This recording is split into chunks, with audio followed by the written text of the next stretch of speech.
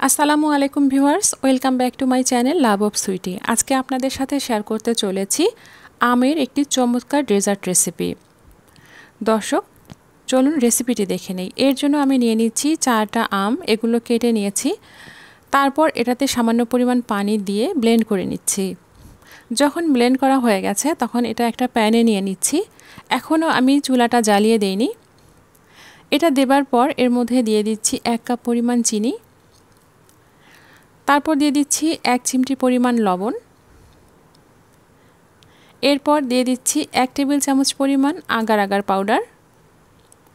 এখন ঠান্ডা অবস্থায় সবগুলো উপকরণ ভালো করে মিশিয়ে নিচ্ছি। এগুলো মিশিয়ে নেওয়া হয়ে গেলে তারপর চুলাটাকে জ্বালিয়ে দিচ্ছি। এরপর এটার মধ্যে বলক চলে এসেছে, দেখতে পাচ্ছেন। এটা কিন্তু মিডিয়াম ফ্লেমে জাল করতে হবে। মিশ্রণটি যখন ঘন হয়ে আসবে তখন এটাকে নামাতে হবে।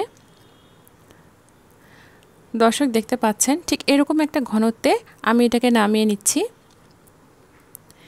এরপর এটাকে একটা প্লেটে ঢেলে নিয়ে তারপর ঠান্ডা করে নিচ্ছি। এটা যখন ঠান্ডা হয়ে গেছে তখন আবার এটাকে ফ্রিজে রেখে আরও বেশি ঠান্ডা করে নিয়েছি। দর্শক অবশ্যই এটাকে আমি নর্মাল ফ্রিজে রেখেছি। এরপর এটাকে কেটে নিচ্ছি। দর্শক দেখতে পাচ্ছেন আমি এটাকে 4 কোনা করে কেটে নিচ্ছি। এভাবে এটাকে রেডি করে রেখে দিচ্ছি।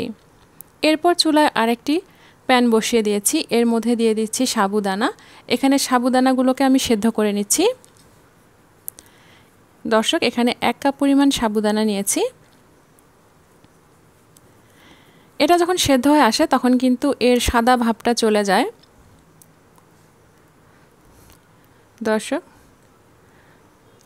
দর্শক আমাকে সাপোর্ট করতে অবশ্যই আমার চ্যানেলটি সাবস্ক্রাইব করুন এবং লাইক কমেন্ট ও শেয়ার করুন। আর যারা ফেসবুক পেজ থেকে ভিডিওটি দেখছেন তারা আমার পেজটিকে ফলো করে দিন। এবারে এই সাবুদানাগুলোকে আমি ধুয়ে ছাঁকনি দিয়ে তুলে নিচ্ছি। আর এদিকে চুলায় একটি প্যান বসিয়ে দিয়ে সেখানে তরল দুধ এবং গুঁড়ো দুধ দিয়ে মিশিয়ে নিচ্ছি। আর এর মধ্যে দিয়ে দিচ্ছি চিনি, আর দিয়ে দিচ্ছি 1 চিমটি পরিমাণ লবণ। লবণটা মিষ্টি খাবারের স্বাদ অনেকটা বাড়িয়ে দেয়। এগুলোকে মিক্স করে নিয়ে ভালো করে জাল করে নিচ্ছি। এ পর্যায়ে ফ্লেমটাকে লো করে দিয়ে এটাকে ঘন করে জাল করে নিচ্ছি। আর যখন ঘন হয়ে এসেছে তখন এর মধ্যে সেদ্ধ করে রাখা সাবুদানা দিয়ে দিচ্ছি। সাবুদানাগুলোকে এভাবে ছাঁকনিতে তুলে তারপর এটাকে পানি দিয়ে কিন্তু ধুয়ে নিয়েছি। এখন এগুলোকে এর মধ্যে নেড়েচেড়ে নিয়ে 1 মিনিট পর এটাকে নামিয়ে নিচ্ছি। এখন এর সবটুকু একটা বাটির মধ্যে ঢেলে নিচ্ছি। আর ঠান্ডা করার পর আবারও নর্মাল ফ্রিজে রেখে ঠান্ডা করে নিয়েছি। এখন এর মধ্যে আমি আমের রস মিশিয়ে নিচ্ছি। দর্শক দেখতে পাচ্ছেন ব্লেন্ড করে রাখা যে আম ছিল তার কিছুটা আমি রেখে দিয়েছিলাম, সেটা এর মধ্যে মিশিয়ে নিচ্ছি। এরপর আমি আগার আগার দিয়ে যে আমের রসের বরফি তৈরি করে রেখেছি সেটা এর মধ্যে দিয়ে দিচ্ছি। দর্শক এখানে একটা কথা বলে রাখি, আপনারা যখন এটাকে পরিবেশন করবেন তখনই কিন্তু আমটাকে মিশিয়ে দেবেন।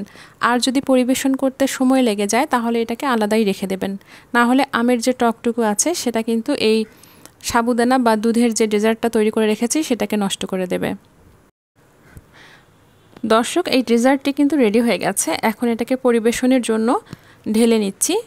আপনারা চাইলে এটাতে বাটিতে তুলে বা গ্লাসে ঢেলে পরিবেশন করতে পারেন। আমি গ্লাসে ঢেলে নিয়েছি, তারপর এর মধ্যে কাঠবাদাম দিয়ে সাজিয়ে দিচ্ছি। আশা করি আমার রেসিপিটি আপনাদের ভালো লেগেছে। সুস্থ থাকুন, নিরাপদে থাকুন। এতক্ষণ সাথে থাকার জন্য ধন্যবাদ। আল্লাহ হাফেজ।